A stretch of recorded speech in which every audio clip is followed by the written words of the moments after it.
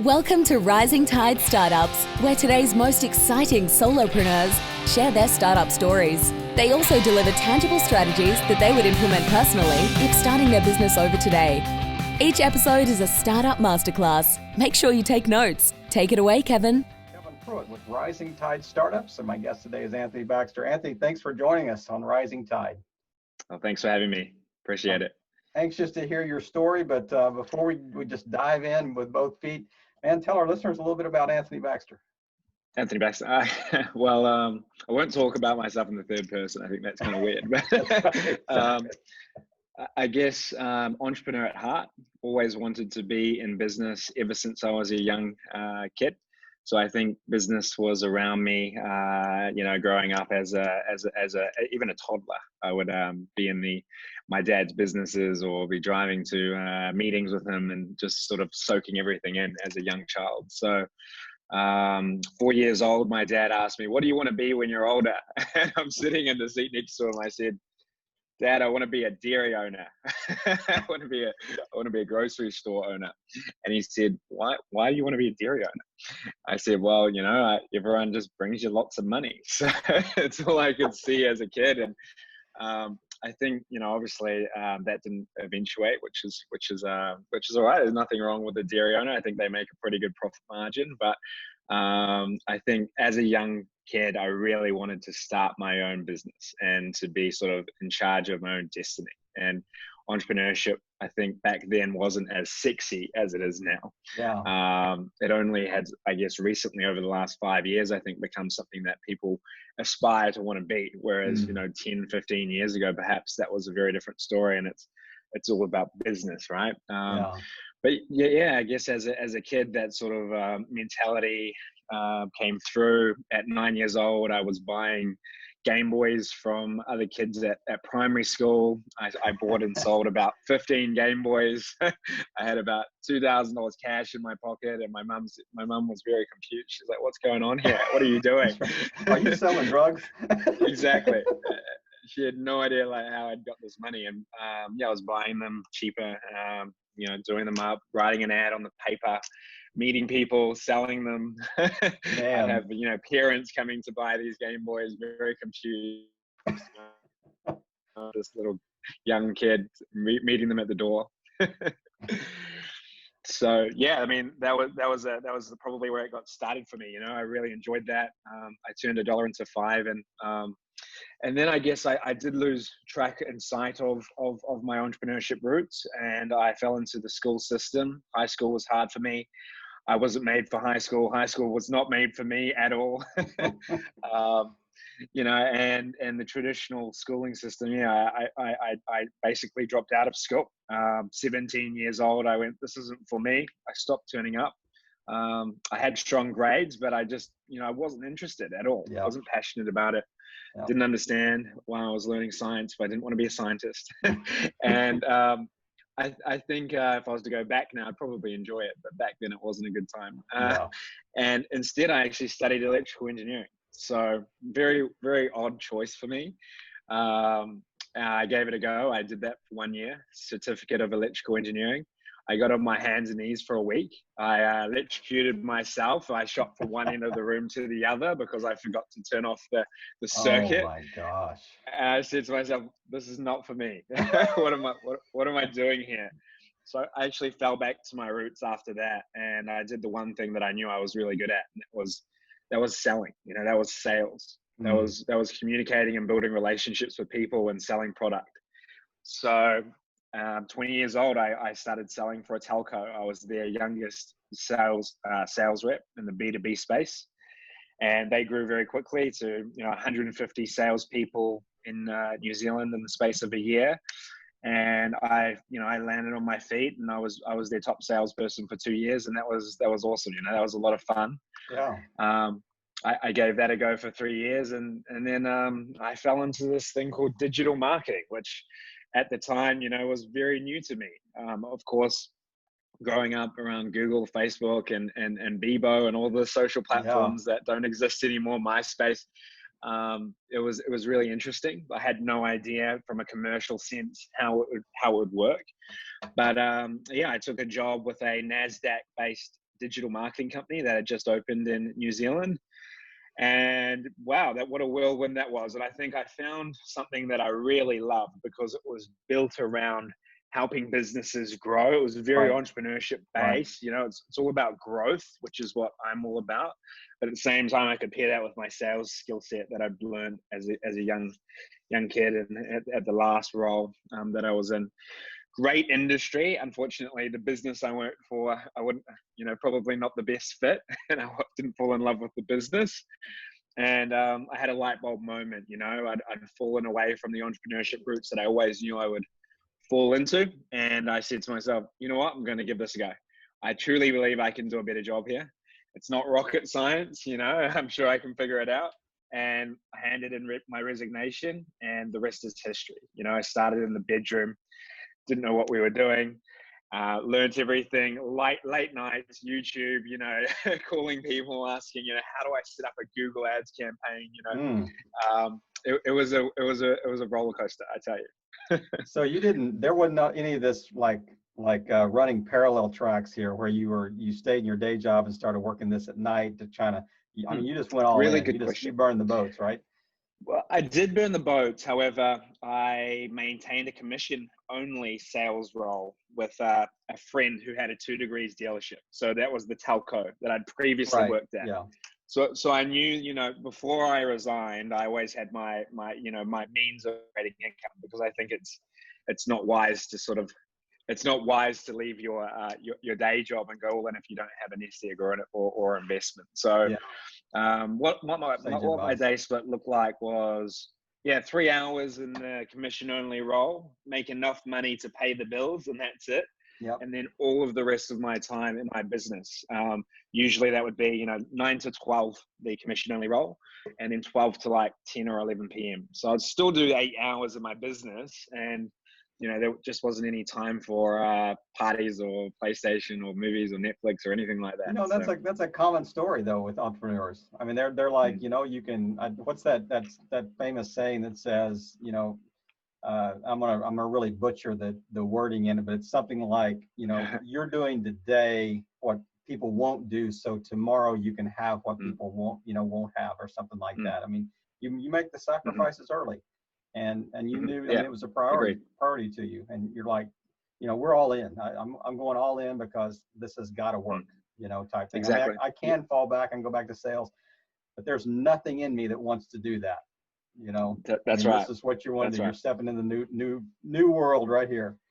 It's sink or swim, but I do believe throughout the process, if you're enjoying yourself, it's okay. Like I would spend the whole weekend, you know, creating our new website or creating a strategy or prospecting or thinking about a strategic partnership. And at the time, you know, like when you start your own business, your first business, in fact, you're so excited. And it's almost that you're a little bit naive to a lot of things as well. So you jump into the deep end. I also thought a lot of things would be a lot easier than they were, and I learned that the hard way as well. Everybody does. At the same time, having that approach to just go, let's do it.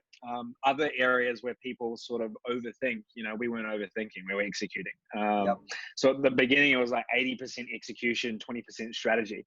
And then now as it's evolved, it's a nice split, I'd say, between 50-50. You need both. But just get those wheels spinning. And that's what we did, right? We made hundreds of phone calls. We bashed down doors. We learned from people who are running agencies. We learned from YouTube. At the time, I had a business partner that was more operational. I was the business driver, and it was a really, really interesting journey at the time, you know. And it's pretty cool to look back, actually.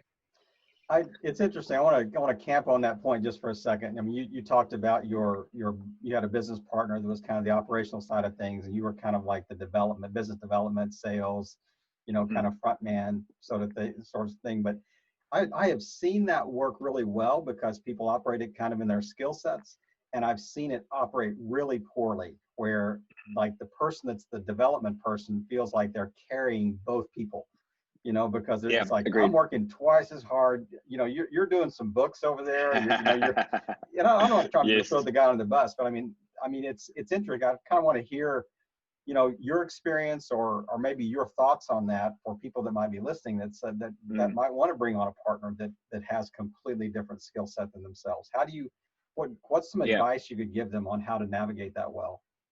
I think partnerships are, at any time, if there's a misalignment, they can explode. They can be quite dangerous. You have to have complete self-awareness of what you can do, but also what you can't do, Right. so you can respect your partner and the hole that they fill.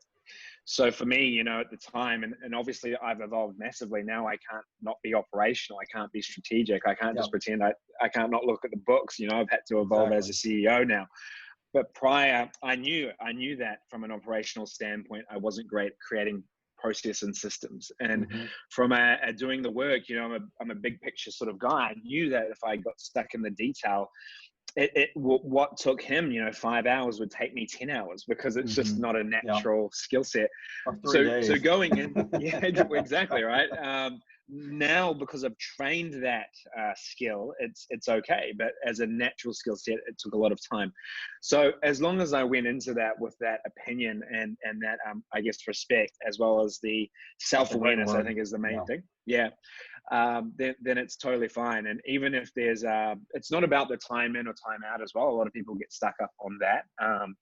So, everything would come in swings and roundabouts, like perhaps one week I would invest more time in business development, and the next week they would invest more time in operations and systems. But at the end of the day, it's around business outcomes. And as long as you're both achieving business outcomes, then that's the key. So I think finding a business partner that, is focused on the business outcome and not around the energy or effort, because at the end of the day, business doesn't really care about how hard you work. If you're not good enough or you're not focused on that outcome, unfortunately, business is pretty cut and dry. So you have to be laser focused on that outcome and do whatever it takes to get that outcome. And for some people that will take longer, and for some people that'll be less. I like that, the way the term you used about alignment. I mean, I really like that. How you kind of talked about, you can operate in different skill sets, but you certainly have to both be aligned and, for a common purpose and a common goal and a common strategy. And you said something a minute ago. We kind of flew by this idea that, I wasn't passionate about that, or I didn't like that, or wasn't excited about that business or whatever. How important do you think that is just overall for people that want to start their own thing? You want to kind of get out of the cubicle and, jump over the wall and kind of escape. Do you need to be passionate about what you're working on? Yeah, I think it gets bashed around a lot. Like, people say, do what you love. And I say it all the time. I say, find what lights you up so you can illuminate the world, right? That's like a slogan. But it's so true. And now that I've been in business for 6.5 years, that time has gone so fast. And I would be, if I was doing something that I didn't love, I'd be kicking myself, because we have one life, the time is short, and things are easier if you do enjoy them. They really are. You can get stuck in the weeds. You'll work harder because you're enjoying the process. For me, I enjoy building business, and I like building things. So whether it's building a company or helping a company grow, I love that process. I love my own process of building a team and building the business and innovating. So it's for me, it's about creation, but and digital marketing is the vehicle.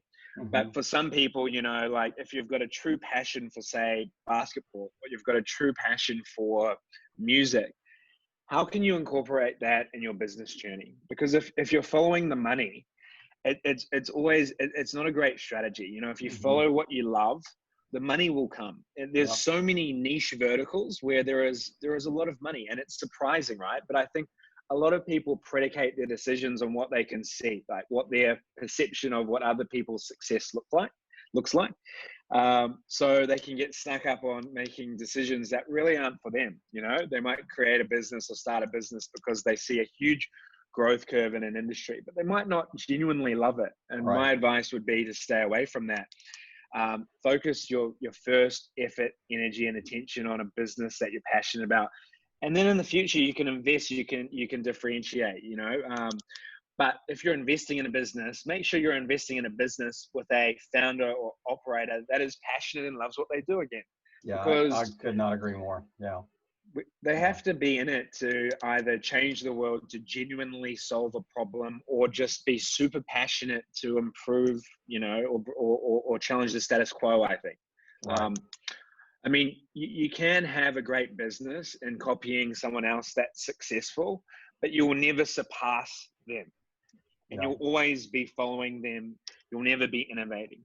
And it's really their dream. I mean, you're actually Exactly. walking in their dream. I mean, there was a case, just a personal case, a number of years ago. We had, you know, my wife and I had an opportunity to step into a franchise that you know, sold sandwiches. And I mean, a very lucrative opportunity, would have been just fine, great living, you know, that type of thing. But I'm like, man, I just cannot get excited about getting out of bed every morning about a sandwich. You know, That's right. that is just Yeah. not what is going to, as you said eloquently, light me up. You know, that whole idea Totally. of it. I understand that there's a lot of ways to make money, and you don't. It's not like, okay, I'm only passionate about, you know, the Los Angeles Lakers. So if I can't work for them and sell Lakers jerseys, then I'm not going to work. Well, that's not the point. I mean, the point's a little more general than that. I mean, but go into a space that you would virtually, if you're Googling, you know, at 10 o'clock at night, you're thinking, I'm just kind of wasting time. What do you look at? You know, are you looking at Lakers? Are you looking at NBA scores? Are you, Exactly. that type of That's thing? right. I mean, what are you doing in your spare time type thing? So Yeah, agreed. I want to drill a little bit down on just Firefly a little bit. So when was that launched? 2014 in the bedroom. So in your bedroom. So walk us through a kind of a quick timeline from, say, 2014. It was just a straight up right-handed hockey stick curve, right? Everything went smooth. No, absolutely not. First couple of years were great though. So 2014, $0, zero investment. And within 3 years, we scaled to just under $2 million revenue. Had a team of 15 staff, still zero investment. Didn't really know what I was doing. Business was moving pretty quickly.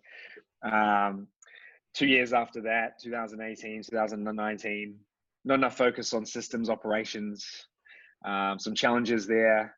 Foundation wasn't solid enough to get to that next level. And we've been floating around that same level for the last 2 years. A big focus in terms of leadership, again, self-awareness. So really honing my craft to become a better CEO. The business won't grow. The business won't outgrow the leader within it. And I think I was a salesperson, a bloody good one of the best in New Zealand. So I could sell my heart out and grow this company to 2 million. And I had sales reps as well. But as a CEO, I had to evolve to get to that next level. And now I've focused on leadership and systems and operations and managing the business strategically. So only now do I feel like we'll break that level. And now our next goal is to reach that 10 million revenue. And I'm confident in the leader that I am, as well as the leaders within the business. It's not all about me anymore. It's about the team. It's about us all working together and getting everyone to pull together in the same direction rather than having me push.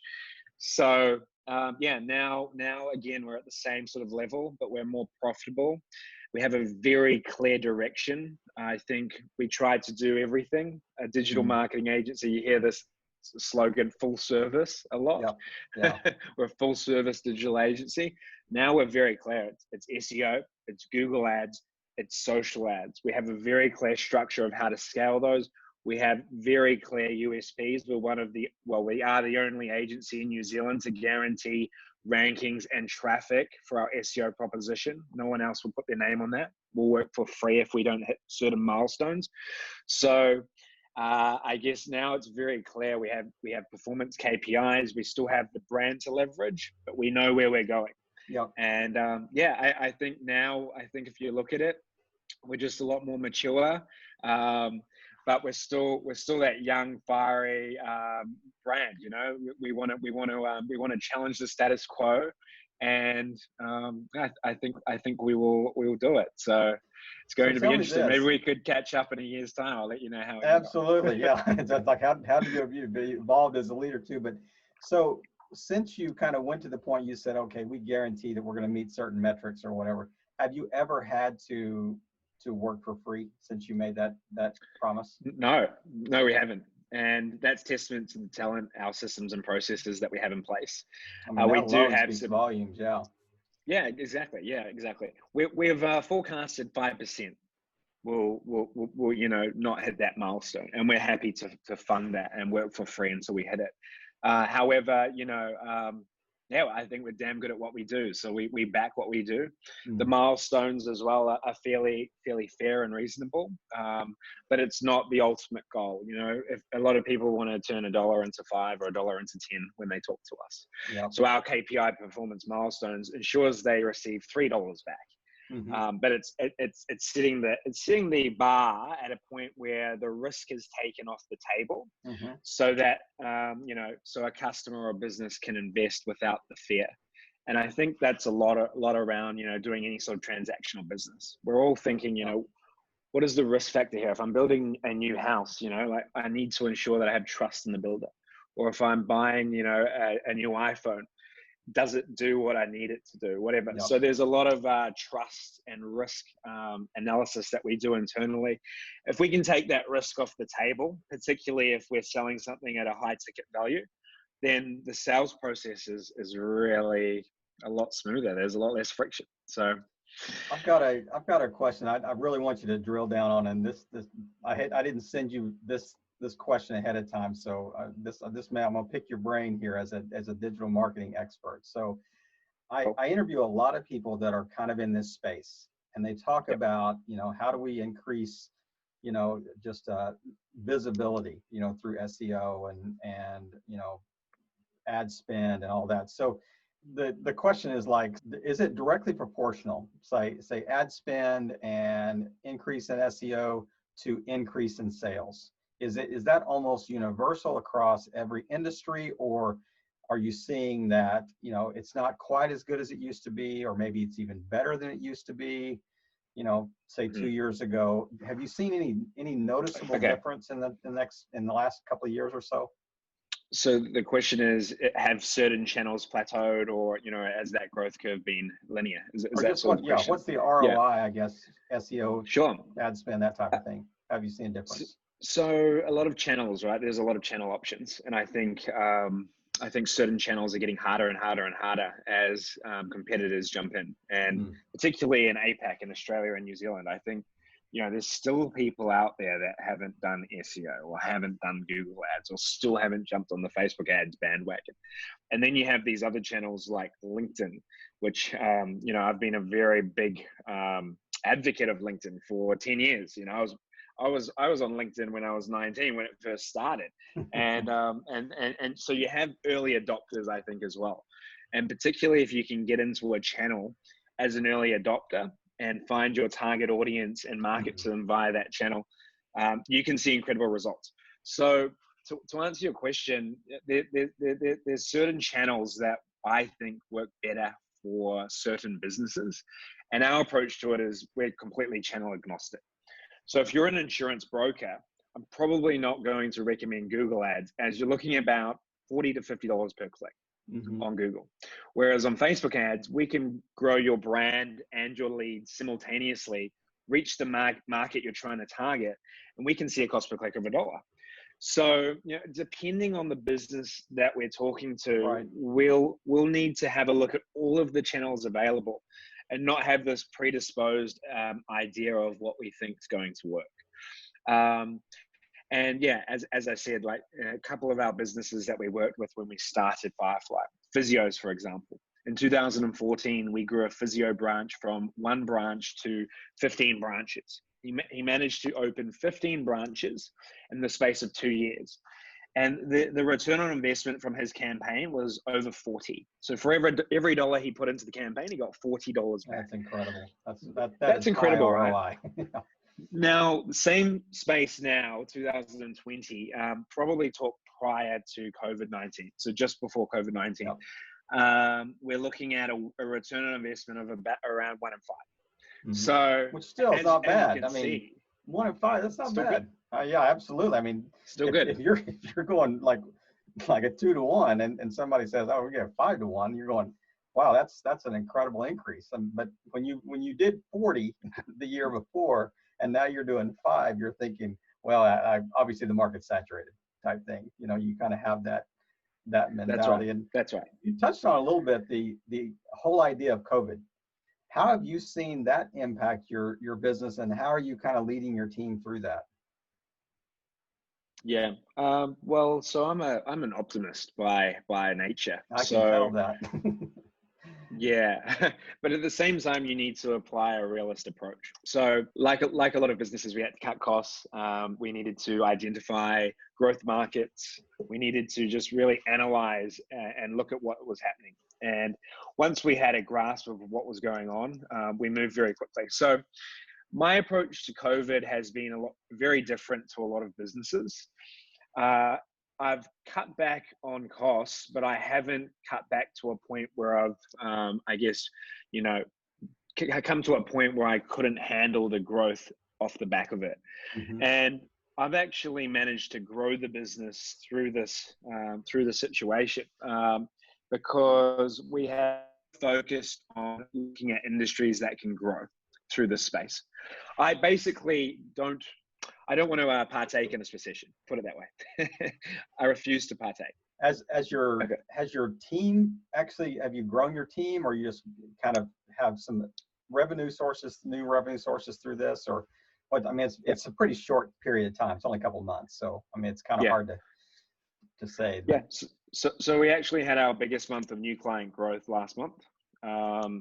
Where I've hired a team internationally to set up an e-commerce division, because e-commerce is the future. Mm-hmm. And looking at the way business is being done now, with China obviously coming out the back end of it, more and more people are now open to buying online, and that's been translated, I believe, across New Zealand, Australia, America. More people have been forced to purchase online. Therefore, the buyer behavior has changed forever. Exactly. So as an agency, we've invested into an e-commerce platform, an e-commerce team, designer and developers, whereas prior that wasn't in our plan for about another year. Mm-hmm. So strategically looking at opportunities and going, right, well, here's a golden opportunity right now. We can either be fearful and we can stick to the plan, we can reduce costs, we can, you know, try and get through and hunker down, or we can look at this as a huge opportunity and build for this demand that inevitably is coming and has already come, and it's paid off for us. So we brought on 3 big high ticket e-commerce platforms straight away from existing customers. And, you know, it's I think looking at the opportunity, focusing on the short term, but at the same time, still having that long-term vision of, okay, where was I going pre-COVID-19 and how has my strategy changed? For us, the strategy was always to be in the e-commerce space, but right now it would be just ridiculous for me to pass on that opportunity to jump in right now. Yeah. In terms of team, over communicating. So every week, you know, updating the team on where we're at, what our plan is, what changes have been made. That couldn't be more important. Doesn't matter how big or small your business is. I think, again, as we were talking about risk prior, right, when it comes to sales, we need to communicate the risk to our team, because our team would rather hear the truth, whether it's good or bad, but also hear what the plan is to get on the other side, you know, get through the other side. So, you know, not misleading or saying things that aren't the truth. I've been very open, very honest, but at the same time, an optimist, sharing where we're going to go and how we're going to do that. And, you know, you need a team to push you through and to get out the other side. So to get everyone rallied on the same vision and where we're going, you know, that's what it's all about. And the team have worked so hard helping our customers pivot. They've been amazing. And, you know, you can't do it without your team. So, yeah, that's a little bit of a story around where we're at. Of course, we've been financially impacted in the short term. Our customers have paused. We've had gym customers. We had a very large gym portfolio. You know, we had hospitality customers as well. But it's a short term. Yeah. And so we're, you know, supporting them. We're pivoting them. We're working while they're paused. You know, we're doing whatever it takes to keep that relationship so that when they are ready to trade, we can unpause them. Right. So, yeah. And I guess, you know, we've been quite lucky. We can work from home. We're in the digital space, and businesses probably need our services more than ever now. But other businesses, you know, in industries like hospitality and travel tourism, you know, it's hard times, and I do understand. Boy, is it hard. So, It is, absolutely, absolutely. But I can see gyms like, potentially pivoting to, say, online training or That's right. courses or those types of things. And you guys are going to be poised to be able to help them walk through whatever that new normal, looks like. That's right. And And be our there. business clients have had different appetites to that. Yeah. Some we've suggested an online model, and we've found technology to help them do these online training classes with their group, and others haven't been interested. So it's quite interesting. I think everyone's sort of taken their own approach to it. Mhm. But if you look at some of the biggest companies in the world, the ones that doubled down, that marketed or strategically grew through a recession, were the ones that have some of the biggest brands now in the world. I may get this wrong, so I hope I don't quote the wrong companies here, but I believe it was McDonald's and Taco Bell. And in the last recession, McDonald's doubled down and marketed through and grew their footprint significantly. There's many companies that have taken different approaches over the last recessions that we've been through. And whether we say it's a recession now or not, the employment rate is at an all-time high. Mm-hmm. But then that can give us signals, to pull back. But at the same time, in a marketing sense, right now, you can buy attention for 40 cents on the dollar. So if you have the ability to service or sell your product in a ethical and empathetic way, now is the time. There hasn't been a better time right now to do that. And even money spent now is positioning you to be able to be responsive when that the tap gets turned back on, whether it's later this year, or first next year, or whatever. So, Anthony, I really appreciate you just taking the time today to kind of unpack your story and answer some of my, ridiculously silly questions around, SEO, ROI, and those types of things. I have to go look those words up later to figure out what they are, but it was a lot of fun. Yeah, I do appreciate it. And man, tell people where they can find you online. Awesome. So head over to fireflydigital.co.nz or check us out on social media, Facebook, LinkedIn, Instagram, Firefly Digital. And we'd love to talk to you. We offer a 30-minute strategy call for anyone that needs advice. No sales tactics in that one. So just pure value. And on our website, we have a 200-page digital strategy book that I've written. So packed full of value if you're looking to market yourself. If things are tight and you can't bring on an agency, there's some really good gold nuggets in there for you to do some things yourself. So head over there and it's packed full of value. We'll make sure those links are in the show notes. But Anthony, like I said, thanks again for just taking the time today. It's been a pleasure connecting with you and hearing your story and just hearing how you're kind of leading your team and actually how you're investing in yourself to be a better leader for your team and for the future, and how you're transitioning from entrepreneur to CEO, which is a huge change. I mean, it's a huge transition, but just thanks again for just playing your part in helping all boats rise in a rising tide. Man, thanks again. Have a good day. Thanks, man. See ya. Another episode in the books. We hope you heard some great takeaways. Don't forget to subscribe and leave a 5-star review on iTunes and YouTube. As always, thanks for listening to Rising Tide.